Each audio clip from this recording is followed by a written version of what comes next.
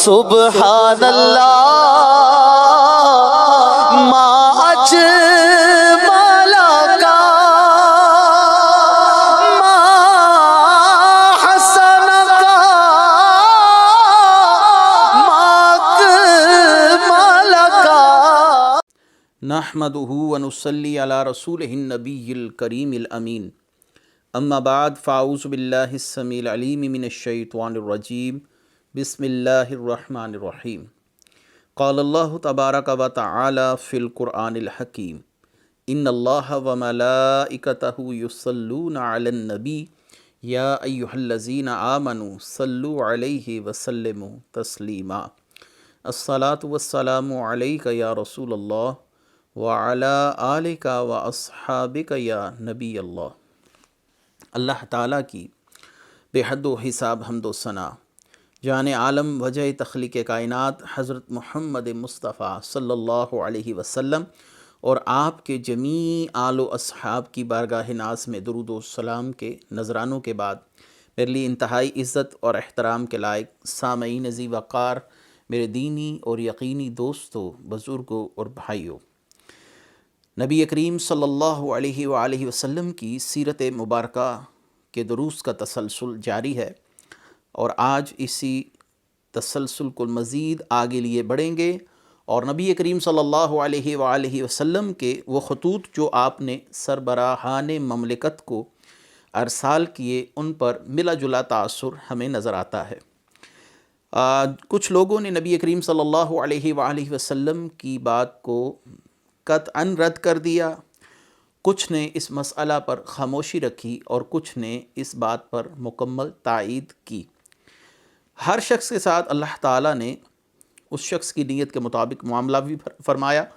اور ہر شخص کے معاملے کو سیرت نگاروں نے بڑے ہی وضاحت کے ساتھ اپنی کتابوں میں تحریر فرمایا۔ میں نے اپنا پچھلا درس جہاں سے چھوڑا تھا، اس واقعے اور تسلسل کو جوڑتے ہوئے کچھ اختصار کے ساتھ پچھلا درس عرض کرتا چلوں۔ نبی کریم صلی اللہ علیہ وآلہ وسلم نے ایک خط ہرقل کو لکھا۔ ہرقل نے اپنے شہر میں آئے ہوئے یا اپنے شہر سے قریب تر آئے ہوئے لوگوں کو اس بات پر مطلع کیا کہ اگر عرب کے کچھ لوگ یہاں پر موجود ہوں تو انہیں میرے پاس لایا جائے۔ نتیجتاً ابو سفیان اور اس کے رفقا جو تجارت کی غرض سے وہاں گئے ہوئے تھے، ہرقل نے ان کے ساتھ سوال و جواب کی ایک نشست کی، اور ہرقل کا یقین مزید محکم ہو گیا کہ جس نبی آخر الزمان کے متعلق حضرت عیسیٰ علیہ السلام نے بشارتیں دی ہیں وہ یہی نبی ہیں، اور نبی کریم صلی اللہ علیہ وآلہ وسلم کے آخری نبی ہونے میں کوئی شک و شبہ نہیں ہے۔ اس کے بعد آتے ہیں اگلی گفتگو کی طرف۔ ہرقل دل و جان سے نبی کریم صلی اللہ علیہ وآلہ وسلم کو نبی جان چکا تھا، مان چکا تھا، لیکن وہ اپنی قوم کے رد عمل سے شدید خائف تھا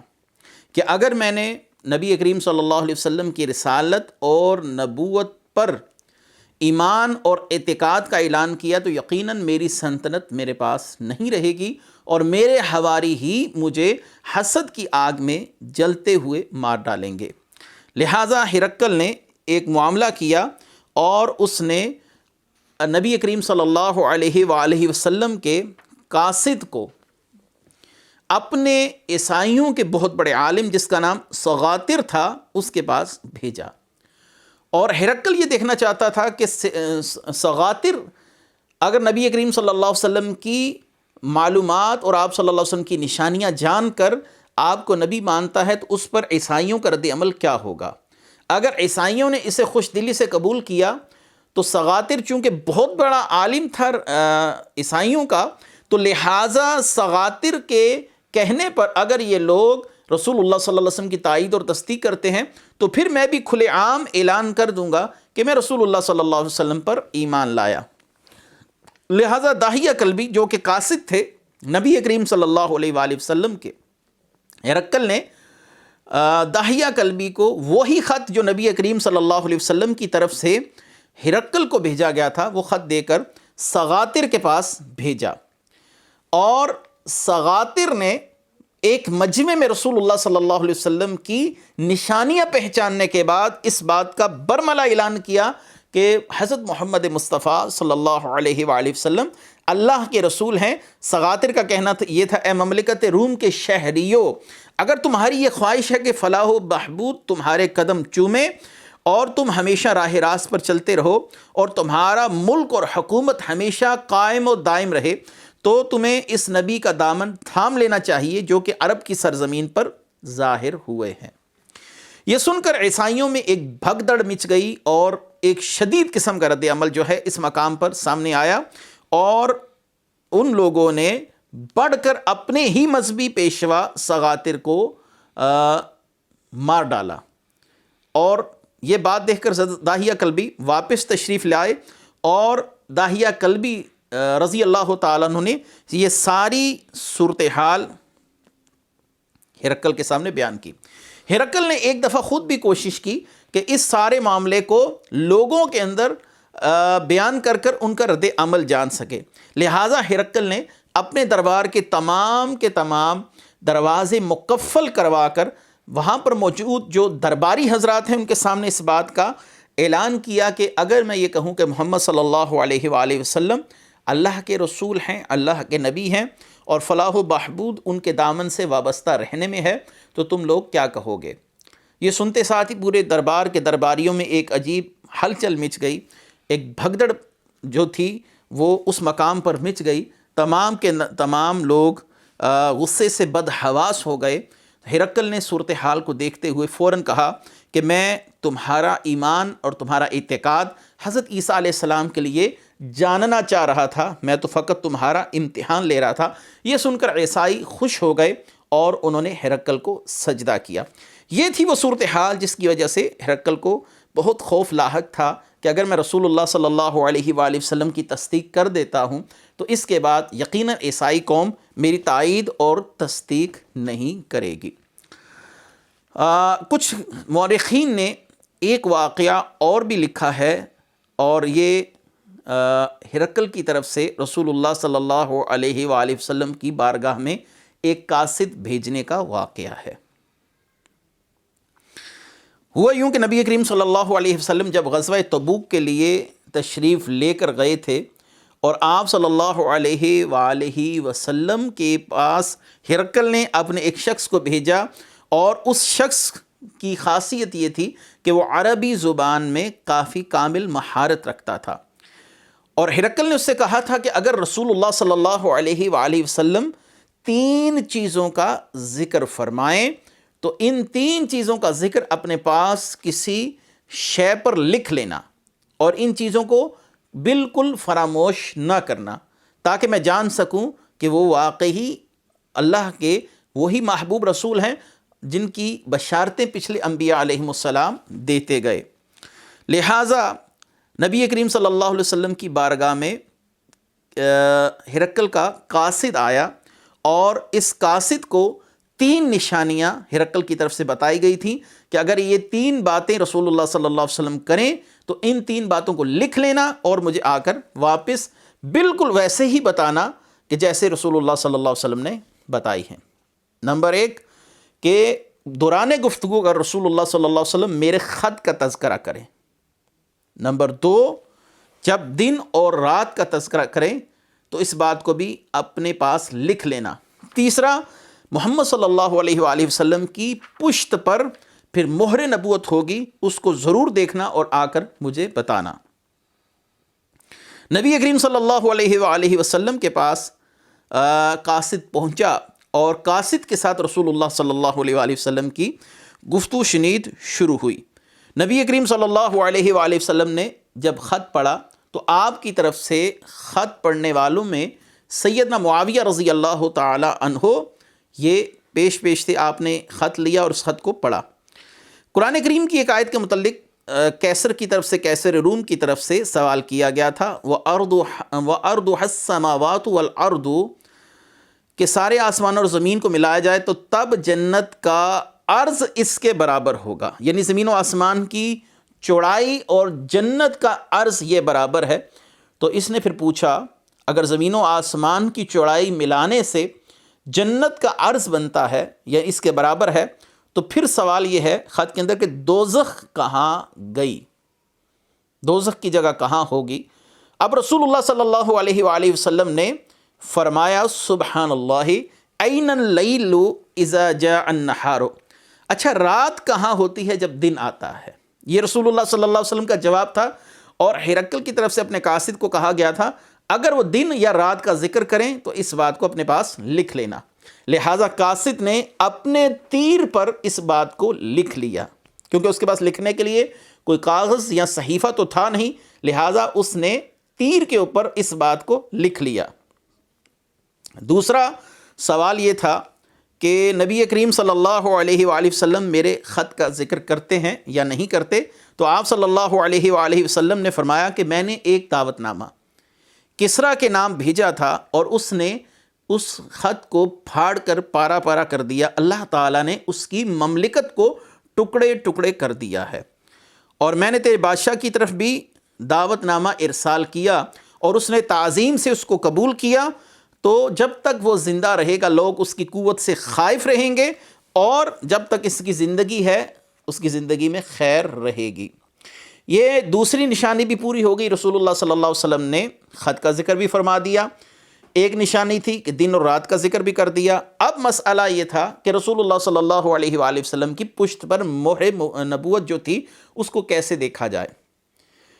جو قاصد تھا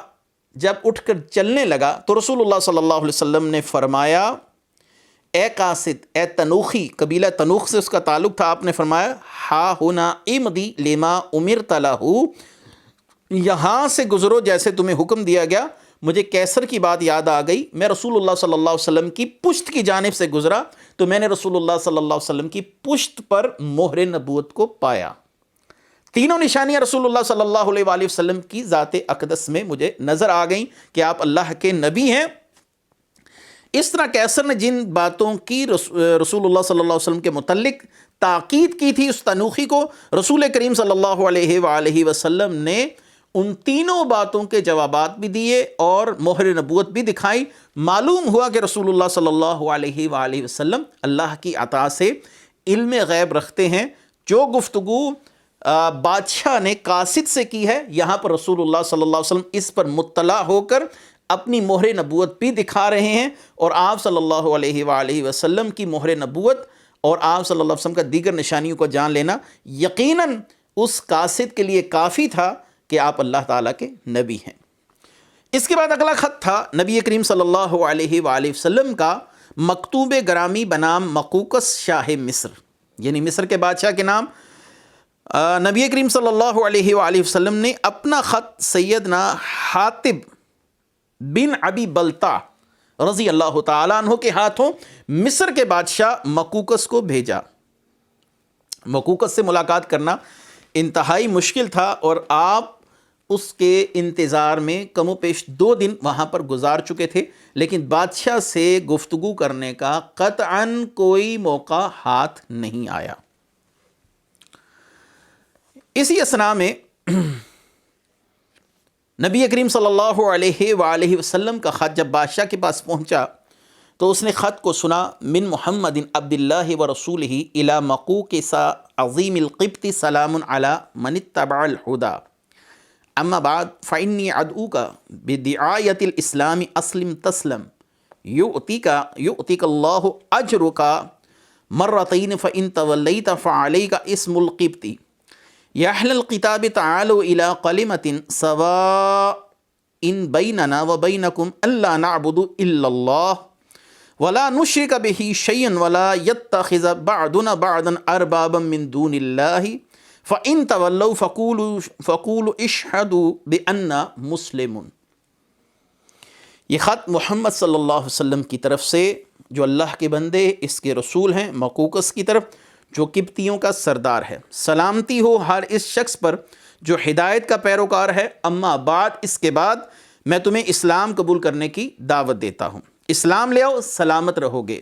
اور اللہ تعالیٰ تجھے دگنا اجر عطا فرمائے گا۔ اگر تم روگردانی کرو گے تو سارے قبطیوں کی گمراہی کا گناہ تیری گردن پر ہوگا۔ اہل کتاب آ جاؤ اس کلمے کی طرف جو ہمارے اور تمہارے درمیان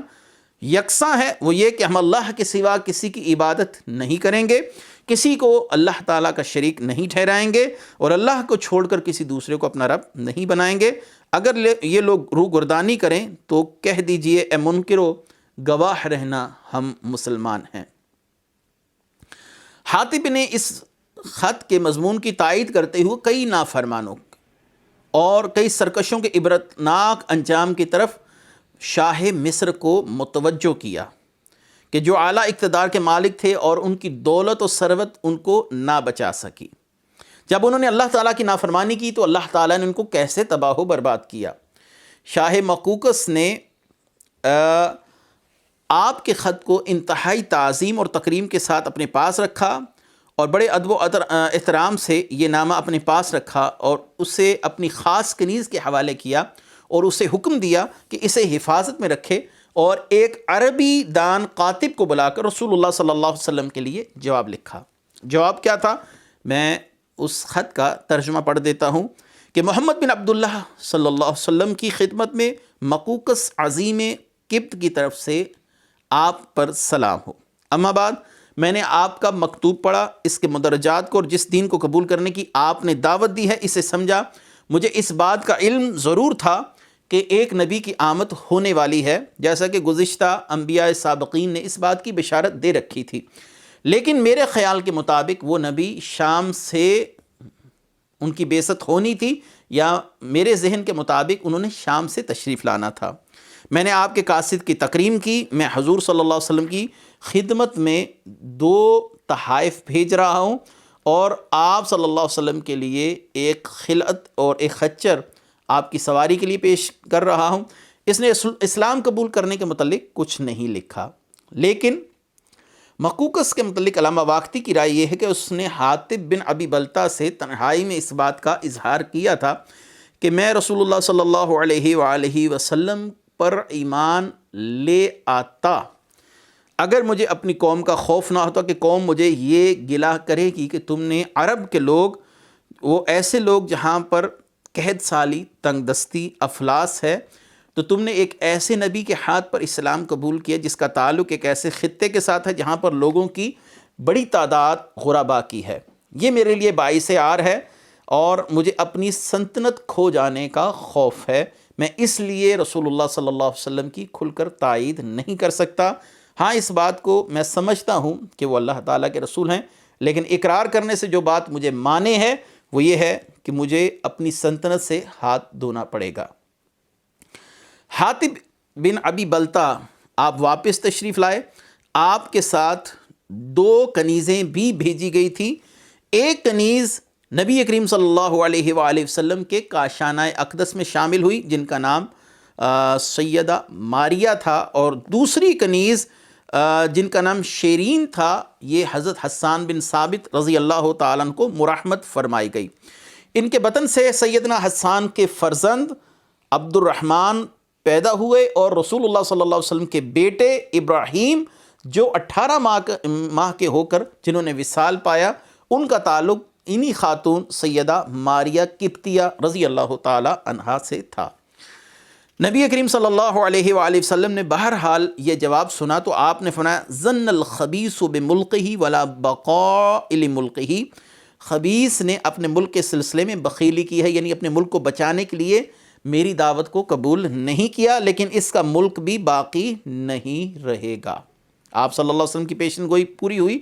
اور پھر اس کے بعد اس کا ملک اس کے ہاتھوں سے نکل گیا۔ بہرحال یہ الگ سے واقعات ہیں۔ رسول اللہ صلی اللہ علیہ وسلم کے مکتوبات کے سلسلے میں اتنی گفتگو پر میں نے اکتفا کیا ہے۔ اگلا خط آپ صلی اللہ علیہ وسلم نے حارث بن ابی شمر الغسانی کے نام پر بھیجا۔ رحمت عالم نے شجاع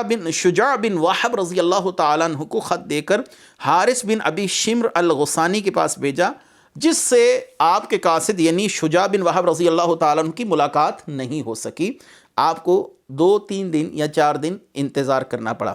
اسی اسنا میں شمر جو تھا حارث بن ابی شمر الغسانی، اس کا جو دربان تھا وہ سیدنا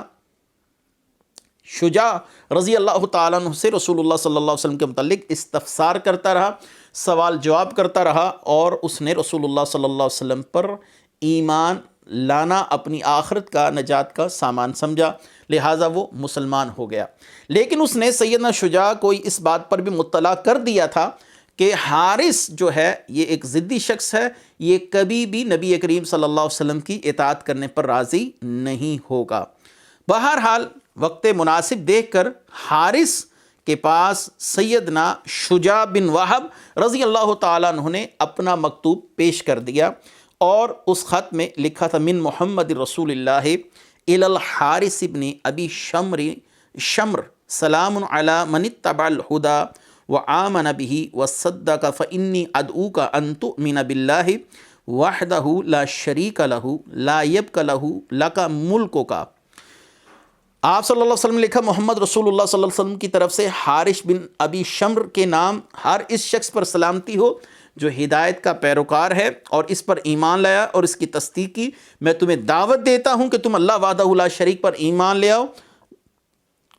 اور اس ایمان لانے کے بعد تمہارا ملک باقی رہے گا۔ یعنی یہ ایک طرح کی نصیحت کی گئی کہ اگر تم ایمان نہیں لاتے تو آج نہیں تو کل اسلام کا جھنڈا وہاں پر گاڑ دیا جائے گا۔ اس خط کو پڑھ کر حارث غصے سے لال پیلا ہو گیا، اور اس نے رسول اللہ صلی اللہ علیہ وسلم کا خط مبارک وہ زمین پر دے پھینکا، اور رسول اللہ صلی اللہ علیہ وسلم پر حملہ کرنے کے لیے اس نے اپنے افواج کے افسران کو کہا کہ ہمیں رسول اللہ صلی اللہ علیہ وسلم پر حملہ کرنا چاہیے، اور میں یہ سمجھتا ہوں کہ آپ صلی اللہ علیہ وسلم کا خط جو مجھے بھیجا گیا، آپ کو یہ جرأت نہیں کرنی چاہیے تھی کہ مجھے یہ خط بھیجتے۔ لہٰذا حارث نے اپنے تکبر میں رسول اللہ صلی اللہ علیہ وسلم پر حملہ کرنے کا جو تھا وہ ارادہ کر لیا، لیکن حارث کو قیصر کا خط موصول ہوا، اور قیصر نے اسے تاکید کی کہ نبی کریم صلی اللہ علیہ وسلم پر حملہ کرنے کا ارادہ ترک کرے اور فوراً ایلیا کے مقام پر پہنچے۔ اب اس کا مزاج درست ہو گیا کہ جب بادشاہ قیصر کی طرف سے مجھے اس حملے سے روک دیا گیا ہے تو پھر یہ حملہ میں قطعاً نہیں کر سکتا۔ بہرحال اس نے رسول اللہ صلی اللہ علیہ وسلم کے لیے 100 مسکال سونا ہدیتاً واپس بھجوا دیا، اور آپ صلی اللہ علیہ وسلم پر حملہ کرنے کا ارادہ ترک کر دیا۔ اس کے متعلق کوئی ایسی معلومات نہیں ملتی کہ اس نے اسلام قبول کیا۔ یہ غصے میں لال پیلا ضرور ہوا، لیکن بادشاہ کا خط ملتے ساتھ ہی اس نے اپنا ارادہ ترک کیا، اور یہیں تک بس اس کے حالات ہمیں تاریخ کے اوراق میں ملتے ہیں۔ اب یہاں پر ایک اہم واقعہ آ رہا ہے جو انتہائی اہمیت کا حامل بھی ہے، رسول اللہ صلی اللہ علیہ وسلم کے علم غیب کی بہت بڑی دلیل بھی ہے۔ آپ صلی اللہ علیہ وآلہ وسلم سے جس شخص نے بھی ٹکر لی، وہ اگرچہ بہت بڑی سلطنت کا مالک اور آقا ہی کیوں نہ ہو، اللہ تعالیٰ نے اس کو ذلیل و خوار کر کے رکھ دیا۔ یہ اہم خط نبی کریم صلی اللہ علیہ وسلم کے صحابی عبداللہ بن حذافہ السہمی لے کر ایران کے فرما روا خسرو پرویز کی طرف روانہ ہوئے۔ خسرو پرویز بہت بڑا سلطنت رکھنے والا بادشاہ تھا، اور اس کو اپنی فوج پر انتہائی ناز اور تکبر تھا، لہٰذا یہ بات امکان سے خارج نہیں تھی کہ وہ رسول اللہ صلی اللہ علیہ وسلم کی دعوت کو قبول نہیں کرے گا، لیکن رسول اللہ صلی اللہ علیہ وسلم نے اسے دعوت بھیج کر حجت اتمام کی، اور خط میں لکھا من محمد رسول اللہ الی قصر عظیم فارس سلام علی من اتبع الہدی وآمن باللہ ورسولہ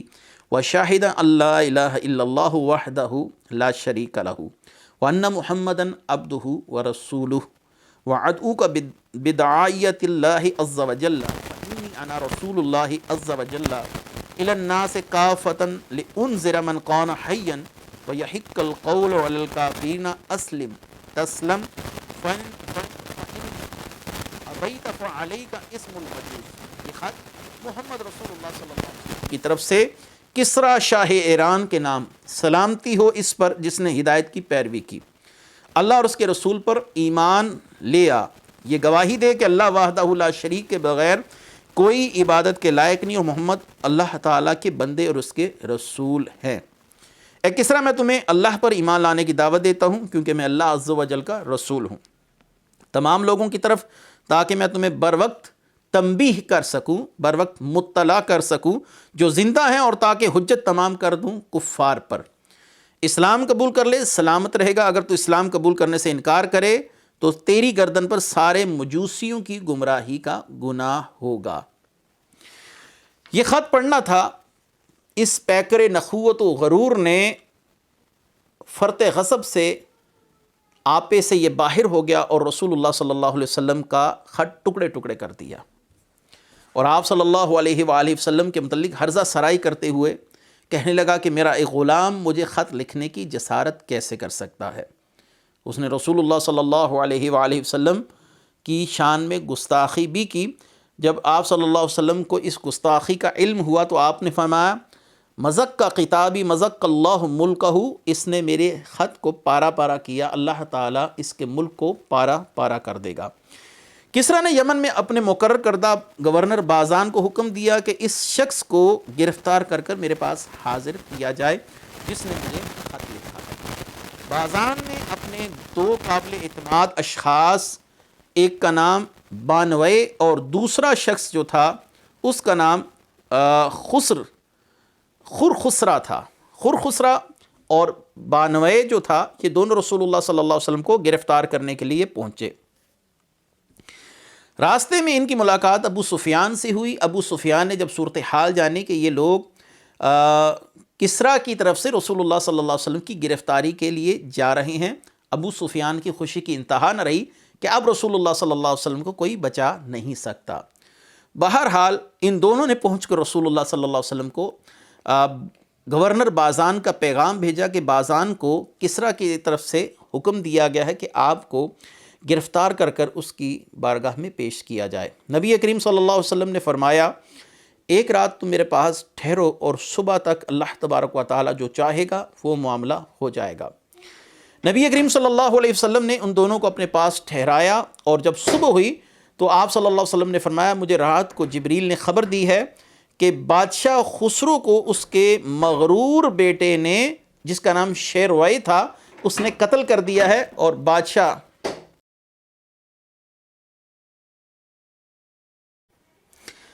لہٰذا خسرو پرویز کے متعلق رسول اللہ صلی اللہ علیہ وسلم نے ان دونوں قاصدوں کو بتایا کہ رسول اللہ صلی اللہ علیہ وسلم کی یہ خبر کہ تمہارے بادشاہ کو اس کے بیٹے شیروائے نے رات کو قتل کر دیا ہے اور اس کی سلطنت پر خود قابض ہو گیا ہے۔ یہ سنتے ساتھ ان دونوں حضرات کا رنگ فک ہو گیا اور حیران و پریشان واپس لوٹ آئے اور اپنے حاکم گورنر بازان کو اس بات کی خبر دی کہ وہ شخص کہتا ہے کہ میں اللہ کا نبی ہوں، اور انہوں نے خبر دی ہے کہ خسرو کو کل رات کو اس کے بیٹے نے قتل کر کر سلطنت پر قبضہ جما لیا ہے۔ یہ سننا تھا۔ گورنر بازان نے کہا اگر یہ بات سچ ہے تو پھر وہ یقیناً اللہ کے نبی ہیں اور میں سب سے پہلے ان کی تائید اور تصدیق کروں گا۔ لہٰذا بازان نے جب قاصدین کو روانہ کیا تو اس بات کی خبر ملی کہ خسرو پرویز کو اس کے بیٹے نے گزشتہ رات قتل کر کر سلطنت پر قبضہ کر لیا ہے، تو اس نے کئی فارسی نسل لوگوں کے ساتھ رسول اللہ صلی اللہ علیہ وسلم کی خدمت میں آ کر اسلام قبول کر لیا۔ یہ تھے وہ تمام اہم خطوط جو رسول اللہ صلی اللہ علیہ وسلم نے جو سربراہان مملکت کو روانہ کیے، اور ان پر ان لوگوں کے جو تاثرات اور رد عمل تھے وہ میں نے آپ کے سامنے پیش کر دیے۔ اس کے بعد غزوہ خیبر کا واقعہ رونما ہوا، جس کے حالات و واقعات و محرکات انشاءاللہ ہم اگلے درس میں آپ کے سامنے پیش کریں گے۔ رسول اللہ صلی اللہ علیہ وسلم کی حیات مقدسہ سے اللہ تعالی ہمیں اپنی زندگی کو منور کرنے کی توفیق مرحمت فرمائے۔ وآخر دعوانا ان الحمد للہ رب العالمین۔ سبحان اللہ